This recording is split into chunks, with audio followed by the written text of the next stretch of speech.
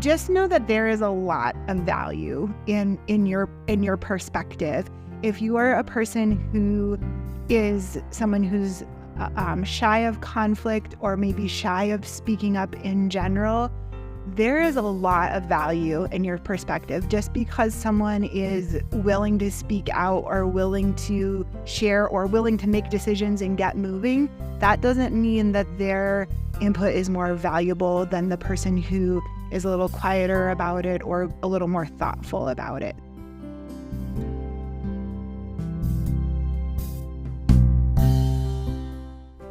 Hey there, my name is Vanessa Kaiser. I'm a ranch girl turned social worker turned business leader turned entrepreneur. I love to explore all things organization, leadership, growth, inspiration, and efficiency. There's a phrase we use a lot around here called rhythmic living, which I define as the continuous cycle of assessing what season of life we're in and how we create habits, routines, and processes that support our current season. This show is for business owners, leaders, mamas, aunties, sisters, and friends who want to grow and live inspired. Welcome to the Inspiring Heights podcast. Going toe-to-toe with a team member, a colleague, a boss, friends, or family can honestly give me the willies. I don't love conflict, and if it were healthy and productive, I would just avoid it altogether. I'm one of those people who can typically help whisk conflict away like Mary freaking Poppins. I can dance around it, work around it, walk around it, and honestly even think around it if need be. But I've learned through a good bit of trial and error that conflict is not only a natural part of life, it's also a productive and necessary part of life if growth, connection, and efficiency are of any interest to us. There are a handful of people in my life who have really helped me to grow in my ability to lean into conflict in a healthy way. And I thought it would be inspiring and thought-provoking to bring two of them onto the show for a conflict management series. In this 3-part series, you will hear conversations about how to manage conflict well, paying attention to our emotions during conflict, entering into conflict with people in authority over us, leading our teams through conflict, and more. I am so excited for you to hear these conversations. It is my hope that if you are someone who doesn't like conflict, or maybe you're someone who likes it a little too well and has a reputation for being a bit of a bull in a china shop, that you'll find some good wisdom and good inspiration from these two humans. In today's show, I got to sit down with my sister Stacy to talk about being an Enneagram 8, the challenger, doing conflict with our own leaders, and how breaking through the fear of conflict can lead to great movement and progress. I am all about finding ways to make life a little easier. Finding tools and processes that bring efficiency is something I am majorly obsessed with. When I first started to see freeze dryers pop up on the internet, I brushed them off. Too expensive, too big. And honestly, besides freeze-dried bananas, what would we even use it for? But as time went on and I seen all the super cool things that internet friends were doing with their freeze dryers, like preserving an overabundance of farm fresh eggs or making soup in a jar that only needs hot water to be a delicious and nutritious meal on a busy night, getting a freeze dryer started to really pique my interest.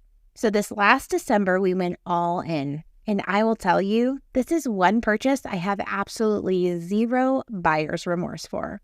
The freeze dryer has been an incredible way for us to buy in bulk, i.e. saving money, because I don't have to worry about things going bad before we get them eaten. It has also allowed me to take batch meal prepping to a whole new level. You guys, I can literally buy a 20-pound bag of onions, sit down, cut them all at once, freeze dry them, and not have to cut another onion for literally months. I think sometimes freeze dryers are seen as a homesteading trend only. And I'll admit, I kind of thought that at first too.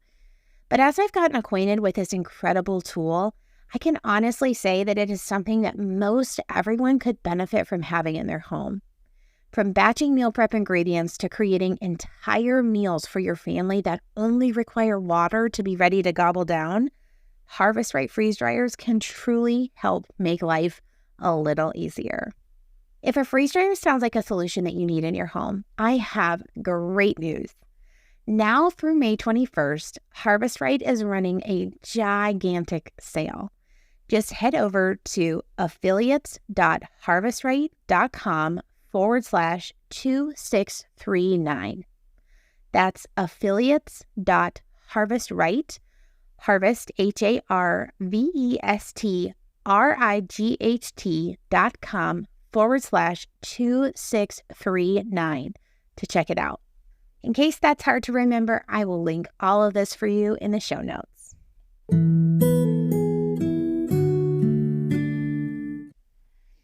I'm so excited to dig into our series on conflict. I don't love conflict very much, actually. It's not my favorite thing in the world. And so today on the show is my sister, Stacy, who does like conflict because she's an Enneagram 8. Okay, we haven't talked a ton about the Enneagram on the podcast, but people know that I love it. But I have to tell this story. Is that okay? Can I tell the Enneagram 8 story? Okay. I was actually just telling Venice the other day. I was sitting in Starbucks. I was drinking a vanilla soy latte. I remember it so well. And I was reading The Road Back to You by Ian Cron. And I got to an 8. I think they might start with 8s, actually, because 8s are kind of pushy. And they just want to know what they are. Anyway, and so in the book it says, I think, quote, an 8 can start an argument with a wall. And I almost spit the coffee out of my mouth, and I actually had to leave Starbucks because I was laughing so hard. Because I was thinking about you, and I was like, oh, I think Sissy might be an Enneagram. Yeah, I'm pretty sure you called me from the car. Oh my gosh. Okay. So, welcome to the show. You've been here before, but in case listeners are new, tell us a little bit about yourself.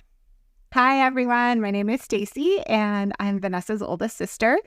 I graduated from high school in Montana, spent about 15 years in Minnesota, career with people with developmental disabilities. I moved back to Montana about 9 years ago and worked in a variety of public service roles, and am now a stay-at-home mom to a really cute toddler and have an amazing husband. And yeah, that's my life. That's our life. That's awesome. Okay, so I want to start this series with 2 questions. First question is, what is your favorite story related to conflict? I hope it's funny. I really want it to be funny. My favorite story related to conflict. Well, the first fight that I got into with my husband, and still the thing that we probably fight about the most, is about driving.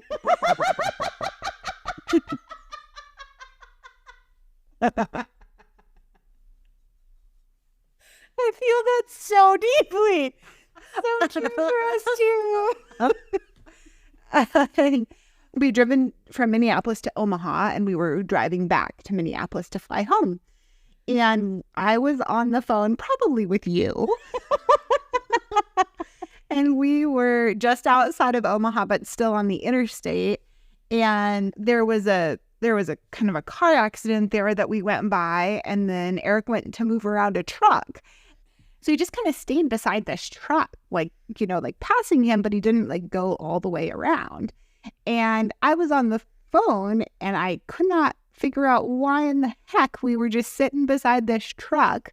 And it hadn't been very long ago that I had been riding with my other sister and brother-in-law, and a truck that we were riding beside kept drifting closer and closer. And we were almost in a really bad accident because of sitting beside this truck that wouldn't move. So I'm on the phone, and I kind of growl at him, what are you doing? Go around. And I probably had never spoken to him quite that direct, that way, that bossily before. And he kind of looked at me, and he went around, and I finished up the phone call, hung up the phone, and he was like, why are you what? You're telling me to do different things. And I'm like, what do you Why were you sitting beside the truck? You know I was almost in an accident. How scary it is to sit beside the truck. And he was like, yes, but yesterday you were telling me about how bad the cops are in Iowa if you drive over the speed limit. And so I was trying not to get a speeding ticket and make you help me that way while you were yelling at me to go for it. I was like, oh, boy. Like, sorry for the conflicting advice. So, who remembers yesterday? Why is that even a part of this conversation?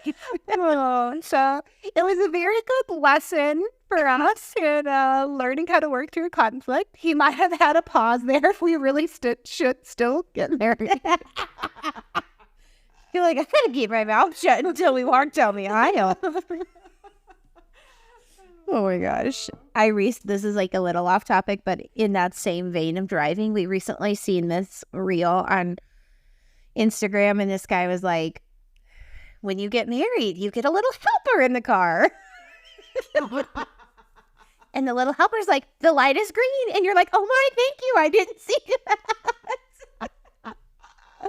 No, that's so funny. I think there is some of that, but I also think for both of us, we have prevented some things that could have gone badly because we saw something the other person didn't. Yeah. It's not always bad. But like 96% of the time when it's me talking, I should have just kept my mouth shut. We would have lived. We would have been fine. Oh my gosh. Okay. Second question. Why is conflict important? That's a really good question. I think that conflict is super important when it is done well. And I think the key to conflict being important is that it has to be done well. But it's important because we don't all see things the same way. We all have a different experience and different education and a different skill set. And if there's never any conflict, we're not doing things the best that they could be done because we can't. We can only see it from our point of view. And I think to be able to articulate that way for me came from a supervisory role that I was in on a team that did conflict very, very, very well. And we were managing multiple grant programs that were being implemented across the state by health departments. And the only way for them to work the best that they could was for this team of people to be able to discuss them and engage in conflict and say, I hear what you're saying, but I don't think that's going to work. And this is why. What about this? Hey, that's a good idea. And what if we take that and we add this to it? I don't like that. Okay, do you not like that because you don't like it or because there's specific reasons why it won't work? And it won't work in this one community. Well, we have 56 of those. And if it only won't work in one, I think we still need to do it. So being able to really engage in conflict well is how we do the best that we can. And I don't think that just applies in work situations. I think that applies in families and in marriages and in volunteer work and in all the things. That's really neat. I think that's one of the things that's so unique about your perspective on conflict is that you see conflict as growth. Like it's just pure that way. I see conflict as like this super scary thing. I'm like, why are we doing this? It's fine. I'll figure it out. I'll just redo it when you leave. Oh, if you will. Oh, that's funny. Tell us about what made conflict on that team. Like what were the attributes of doing it well? I think the attributes of doing it well were people, a mutual respect for each other. So the people who were on that team really valued one another's perspectives and opinions and had a lot of respect for what people had to say. So I think that is really important. And with that, or alongside of that, is also a culture of it being conflict being safe. So I can disagree with you and we can still go for a walk on our break, or we can still go out for dinner tomorrow night like we had planned, even though we didn't see this thing the same way. Yeah. And so I think that also is really important. Yeah. How do you create so you said two things. One, conflict was safe, but then two, there was a mutual respect. So when a team is like maybe new or new to at least working together as a team, how do you create that mutual respect? Part of that comes down to the leadership modeling that respect. And also, as individuals on the team, even one person modeling that respect for others can really help a team see that. And I think that looks like listening to everyone equally, giving everyone an opportunity to speak who wants to speak, calling out the people who haven't spoken up to make sure that they're being heard. Yeah.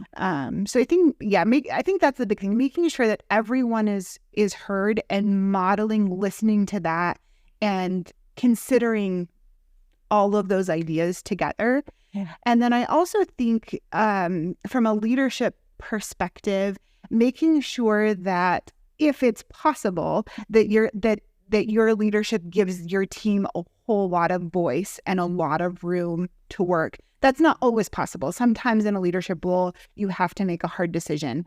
But a lot of times in leadership roles, you really can spark conversation and encourage people to work together and really give them a lot of room. Yeah. And so I think that also creates a feeling of my contribution is important, because that boss lady over there isn't just doing it all or isn't just telling us what to do. Like we get to have a say. And because I can actually see the work that I'm doing being implemented the way that I kind of think about, it is super important for me to hear what everyone has to say. Yeah, for sure.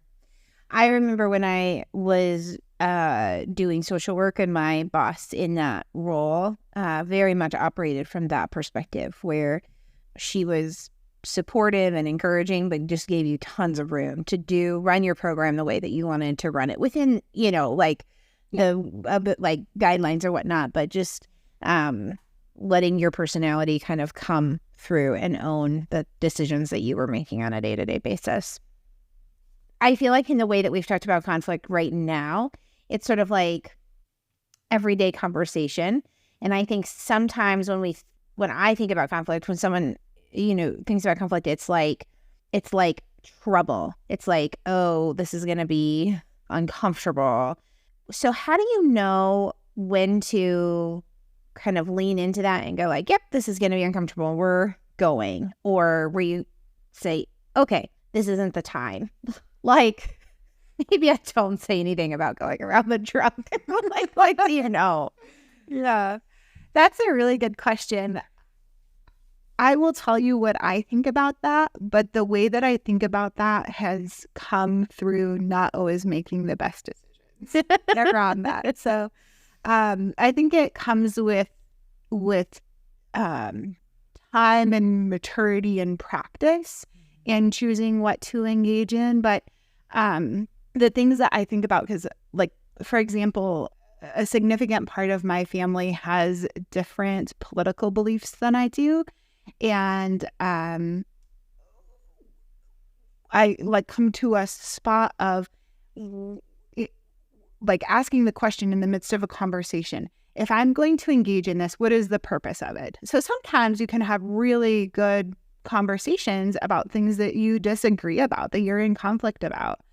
But also sometimes, particularly with things like politics or religion, there's nothing that I'm going to do to change. There's nothing that's going to change here. So there's no reason to invest energy, to invest emotions into something that doesn't really matter that much. So I think it's starting to look at conflict from the perspective of, if I'm going to engage in this, what's the purpose of it? And sometimes it's just for fun, right? Like if you encounter someone if you are a person, I hate politics. I just hate them. But if you are a person who enjoys politics and you meet someone who also enjoys politics and you see things differently and you can have a great banter back and forth and you both enjoy it, that might be totally worth engaging in, right? For me, I'm not passionate about it. I don't know enough about it to be able to argue intelligently. And at the end of the day, there's nothing that is going to change besides spending a lot of emotions and energy on something that doesn't matter. On the flip side, when there is something that is important, no matter how uncomfortable it feels, for example, there is a human in my life that is walking through a legal situation, and we were literally at lunch the other day, and I called her in the middle of lunch because I was like, I just can't not say something. Like how this could go could be so badly that it would have life-changing effects, and I can't not call right now. And so I think there's that too. But I think that level of conflict is not just in adult relationships, and it's not just in employee relationships. I mean, even with my toddler, it's like, well, okay, if I say no to this, I'm going to have to hold very firmly to that. There's no amount of like whining or crying that I'm going to give up on with my no. So is no really what I want to say, or does it matter that much? Yeah. And it's interesting because I work hard at that, like thinking about my answer before I give it. And it's interesting to see her around around her grandparents, around other people who are like, no, oh, actually, okay. And then she knows that and she works them like just. And so I think it's really a thoughtful intention of, am I going to engage in this or am I not? Mm-hmm. And then also with that is learning some level of skills around changing conversations that you don't want to engage in. So I was having a conversation with someone the other day who brought up a topic offhandedly that I did not want to engage in. And so I asked about an Easter tradition because it was the day before Easter, and that's kind of in a roundabout way how we would gotten to where we were. And they bit and started talking about that other thing. And then we were, done with the thing that I didn't want to talk about, because if we kept going down that road, it would lead to conflict that I didn't want to engage in. Mm-hmm. Yeah. I think that's really interesting. I know that when I was in a supervisory role in particular, I would think long and hard before engaging in conflict, almost always, unless, well, they used to joke, like, if Vanessa has a migraine, you probably don't want to be in her office that day. But I would think about it a lot, like, and it's exactly what you said, like, what are the ramifications? Well, I asked it the opposite way. What are the ramifications if I choose not to say anything? Like, can we keep going down this path, or how's that going to lead? And then if we got to a point where we had to say something, then I really want to go into conflict thoughtfully. And so oftentimes, and this happened even when I was doing like adoption work, if I'd have a hard conversation with a family, I can memorize things really quickly. And so I would write what I was going to tell them and I would memorize it. I would practice it. I would shut my door and practice it so that my words were thoughtful, like not ingenuine. I genuinely wrote them. I didn't like use ChatGPT to do it for me. Like I genuinely wrote them, but I wanted my words to be thoughtful because I wanted them to be able to hear me. But I think it's so interesting to think about conflict, like in marriage. I'm not quite, I don't think about it quite as much before I just like enter into the conversation, probably just like level of comfortability and such. But I do think like it's interesting to think about that. So when Ben and I don't have a ton of conflict, but we talked about this in premarital counseling actually, because we wanted to make sure that we were doing conflict well. I remember talking to Pastor Tom about this and he laughed at us. He's like, okay, you guys, I think you're fine. But what we noticed is that when we butted up against conflict, I think our first big conflict was whether we were going to stay in the town I was living in or we were going to move to the town that Ben was living in when we got married. And I wanted to like figure it out right now. I don't want to wait. I don't want to think about it. Mostly because I just wanted him to move to where I was moving and I just wanted that to be the answer. And Ben doesn't work quite like that. He needs a little bit of time to like think through things and kind of get his thoughts around it. And that also looks different for us because he's thinking about things non-verbally as he's like doing whatever it is that he's doing that looks like he's cleaning or listening to a book or going for a walk or something. And I am thinking about things, like I'm a little bit more of a verbal processor. I prefer to verbally process with myself, but I will verbally process with other humans too, as you know. And so when I'm entering into like, when we're in a disagreement and he's like the person that I'm wanting to also talk, like to verbally process with, it is a little bit challenging because he's like, I just need some time to think. And I'm like, I just need some time to talk.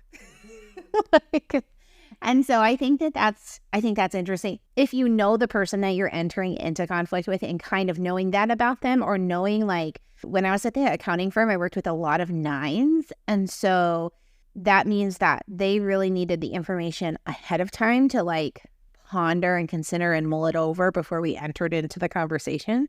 And so depending on what it was and what was appropriate or not appropriate, like if I could give them a heads up of like a conversation that we were going to have and specific things that I wanted to talk about, that actually ended up serving them well. And also then the conversation that we were entering into was like more fruitful because they were not caught off guard when they walked into the room.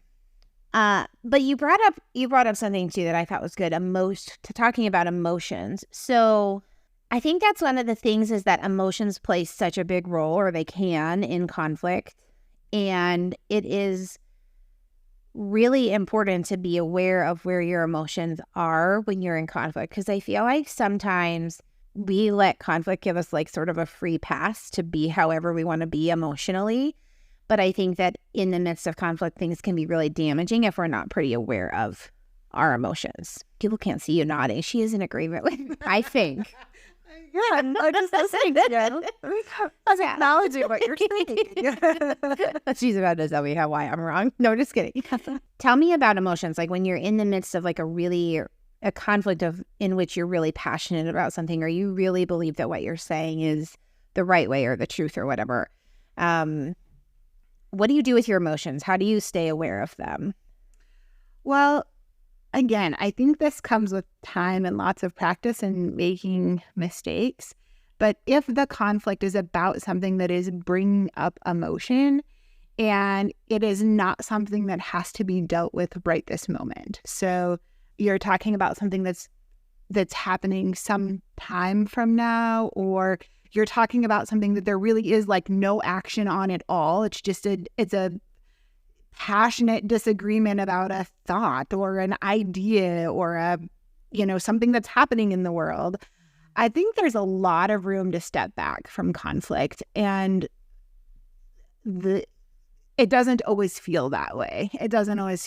But in terms of what is actually going to happen, what needs to happen right now, what decision needs to be made right this moment. And that is kind of against my nature. I'm let's make a decision, let's get it done. And if I don't like that decision, I'll change it. Like, let's go. I need a plan. I don't care if the plan changes. Yes, I need a plan. I don't care if the plan changes. Let's make the perfect plan. Changes are. Let's get going. Yeah, but so if there's nothing that needs to happen right now, there's a lot of room to step back from conflict. And for us, sometimes for Eric and I, sometimes that looks like watching a movie, or watching like a 20-minute episode of Last Man Standing or whatever it is, or playing a game on our phones, or even like separating and like just like reading for a little bit or whatever. Yeah. There are times when conflict has to be done right now. Like whatever is the conflict is about, the decision needs to be made within the next 45 seconds or the next 2 minutes or whatever it is. I mean, it's something that you don't have time to come back to.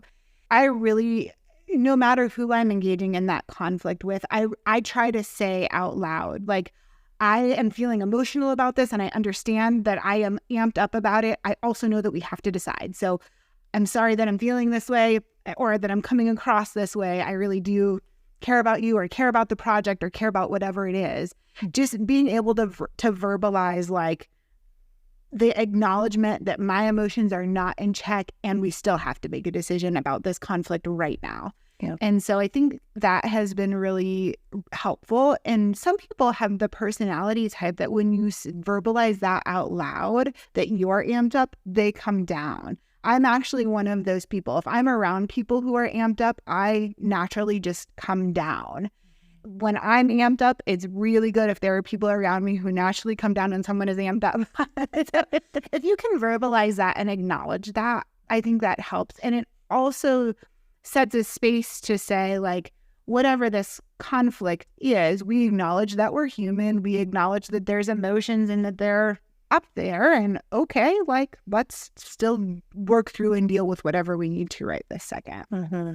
I really appreciate that about you. And I think that's it. I think sometimes we're afraid of naming our emotions around it, or naming that we even do feel something about it. For whatever reason, it's so interesting. I don't know if it shows our weakness, or we're putting on a facade that, and I think especially as leaders, I think that can be the case, right? Where we feel like we have to always be or appear like we're in check. But the reality is that we're humans, so we're not always in check. And the more willing we are to be vulnerable with our team, again, it's what you said in the beginning. We're setting the stage for them. We're saying, hey, we're humans too. We're not always going to do this perfectly. There's room for mistakes here. And how we grow together is by admitting that we've made them. I think that's another thing that can happen in conflict as it relates to emotions, is this willingness to go back and apologize when it's over if it didn't go well, right? And being able to say, I'm really sorry that I said that, or I did that, or acted that way because it wasn't fair, or what, whatever it is. I think that's important. Okay, one last question I want to ask you, because I think this is going to be fascinating. Talk to me about entering into conflict with someone in authority over you. Yeah, that can be really challenging. And I think there are ways that it can be done. I think that can go better if you know the person that you're entering into conflict with, who's in authority over you. So I'll tell you 2 stories about that. Both work related. Yes. Okay. Yeah. So one of my first jobs when I first moved back to Montana, I was working for the state, and I was a grunt worker, for lack of a better word. I was the lowest person on the hierarchical totem pole.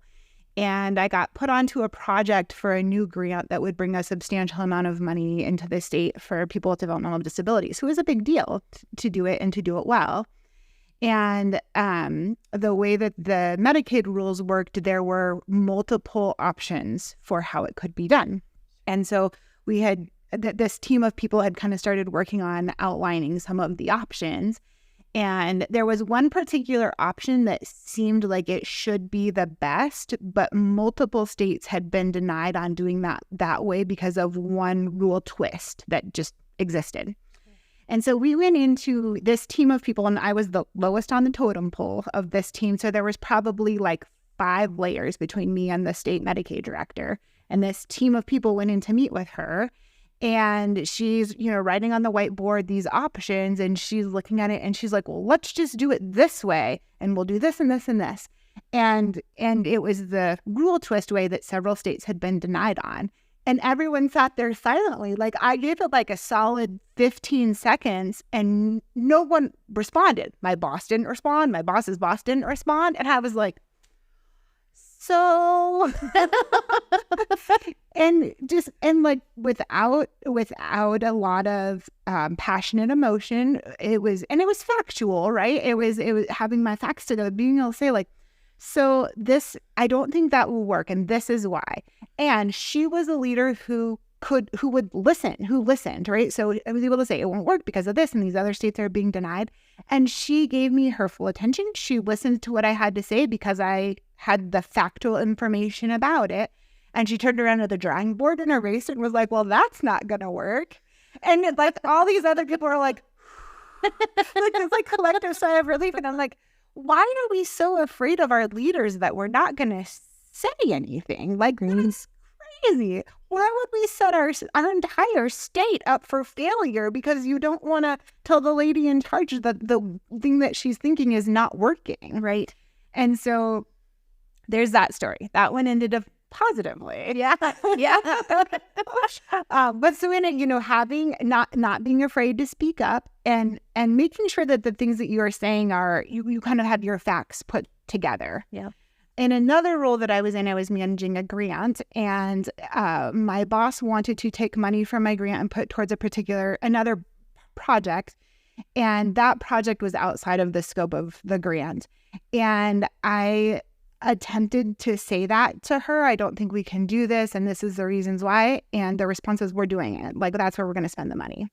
So I called the federal grant officer and said, hey, there's another team here that's working on this project. They would like to collaborate. Are we able to use funds from our grant to support this other work? And the response was absolutely not. And so then, in a way, without putting my boss under the bus with the feds, I was able to get them to say no, and then it stopped. And then it stopped right there. Like, you can't.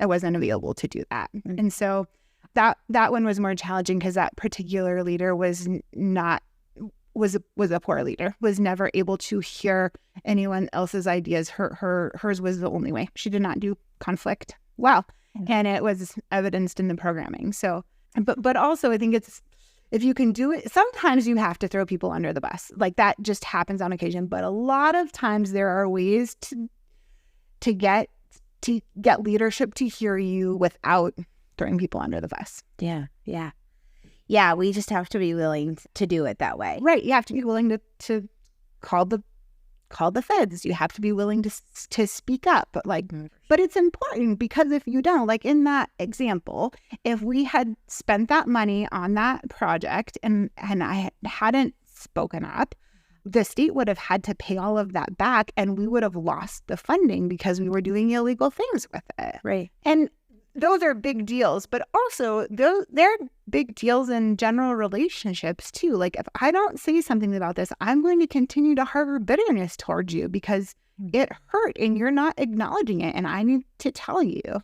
So I think that it goes that way in relationships too, personal relationships, not just in, big work decisions. Yeah, absolutely. It also takes, I think this can, you talked about like this, the strength of the relationship. It helps to know the person that you're entering into conflict with. And I think just this like consistency too of like, you're building trust with that person. So having been in a role where like, I wanted to hear like my team, right? Like the people who are reporting to me, and I wanted to believe what they said. And I'm sure we've all been in this role. Like, there's people where you just don't trust what they're saying, right? Because they don't have a pattern of consistently sharing like correct information with you. And then there's the people who do, and you like have a tendency to like be able to enter into those conversations more easily with them. I remember, this is funny, we actually still laugh about this every time it comes up in conversation, but my first boss, the one who raised me, I say in my social work career, I say, I worked for her for, 8 years, I think. And in that time, we had one major disagreement, and it was over securing our building. And we were just we were totally opposite ends of the spectrum. I was like, we need to buzz people at the front door, and she was like, we should never even lock the front door. No, not. But like we were on totally opposite ends of the spectrum. And I remember I had brought someone in to do a training with us, like an active shooter training. This gentleman that I brought in was a super intense human. I knew him from church. He was like a security guard at church. He's a super intense human. He's like been in the military. He's been in multiple active shooter situations. He's been a police officer. He's just intense. He didn't even like me that much. Like, he just was doing me a favor. I remember he's like, this window is painted shut. We were in like a house. Like, our building was a house with like 4 offices, like it was super small. And he's like, this window is painted shut. How would you get out of the bathroom if you needed to get out of the bathroom? And then like the back door is open, and he's like, who's manning the back door? Like, why would you ever leave it open? And so then that like sparks this whole conversation between my boss and I for like an hour and a half, probably. We're just like back and forth. And the next day she came in, she's like, wow, I was so exhausted when I got home last night because we don't enter into conflict very often. Oh boy, it's funny. But I do think it's like, it was something we were both really equally passionate about on opposite ends of the spectrum. But it's like, even that, like being able to come together afterwards and saying like, ultimately, it was her decision. And she didn't play that card with me very often. It was never like, we're doing it my way because I said so. Like, that just wasn't her personality. But in that situation, it was ultimately her choice. And so, like, we did do it her way, right? And we're all still alive, and it's fine to plus people in the building. I think that it can feel really scary to enter the conversation. And I know, like, even at the firm, as I was getting to know my boss, when I stepped into firm administrator role, he would be talking to me, and this is what I would say. Like, he would be talking through something, and verbally processing, and I would be like, yeah, and he would ask a question, and I would say yes. It wasn't a yes or no question. And I'd be like, yeah, yep. And I was just like listening to him. That was my way of like acknowledging that. It was like you shaking your head. It was like me acknowledging what he was saying. But I remember it took a lot of coaching from him for me to feel comfortable like saying, so I actually see this a little bit differently. Or like, I've actually heard this piece that you maybe haven't heard yet. And so, but when we got there, when we got to that point where, and it took consistency from him to like invite that like conflict in. But when we got to that point, we had much more productive conversations because instead of me saying, yeah, I would say, I think you actually know the answer here, because I remember saying that to him, like, I think you actually already know the answer to this, right? And it is blah, blah, blah, blah, blah. But we were able to move things forward better when we were willing to disagree. Right? When you engage in conflict, you save time and you do things way better. Yes. It's definitely better. When you engage in conflict well. Engage in conflict well, yes. I think it's interesting too. So as an Enneagram 2, I can be super passive aggressive. As we all know, anyone who knows me knows that. And I think that's like one of those like kind of emotions things that I have to keep in check, because if I'm being passive aggressive, there's emotions involved somewhere, and I need to like just acknowledge what those are and then decide if I'm either going to let them go because they don't matter and it's not worth engaging in, or if I need to actually say like, hold on, let's talk about that for a second. Any final advice that you have?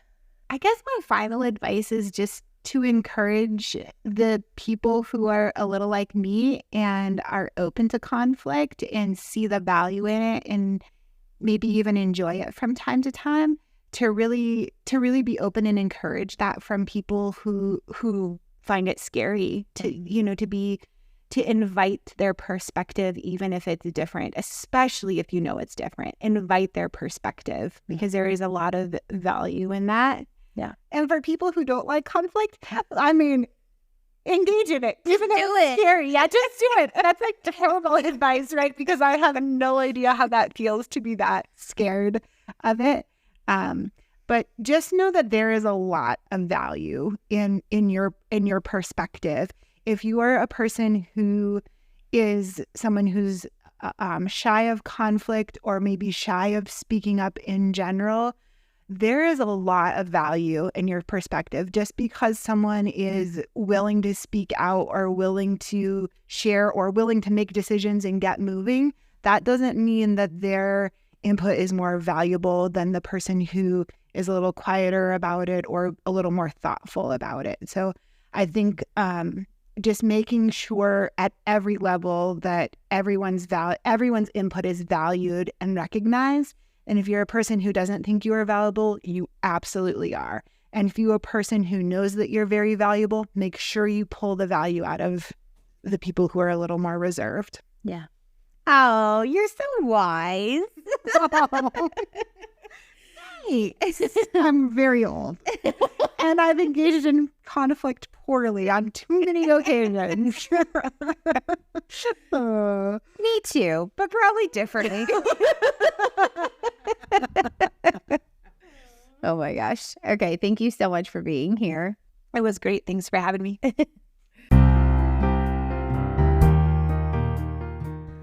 And that's a wrap. Thanks so much for tuning in today. Do you have questions, comments, or insights on today's content? I would love to hear from you. You can DM me on Facebook or Instagram, or head over to our website, inspiringheights.org, and click on the Contact Us form. I will link all those locations here in the show notes. P.S. If you haven't already, I would love for you to leave a 5-star rating and a quick review of the podcast. This helps get our content in the hands of new listeners. Don't forget to sign up for the newsletter and follow us on social media for rhythmic doses of inspiration. All right, friends, take a deep breath and be inspired where your feet are. Bye for now.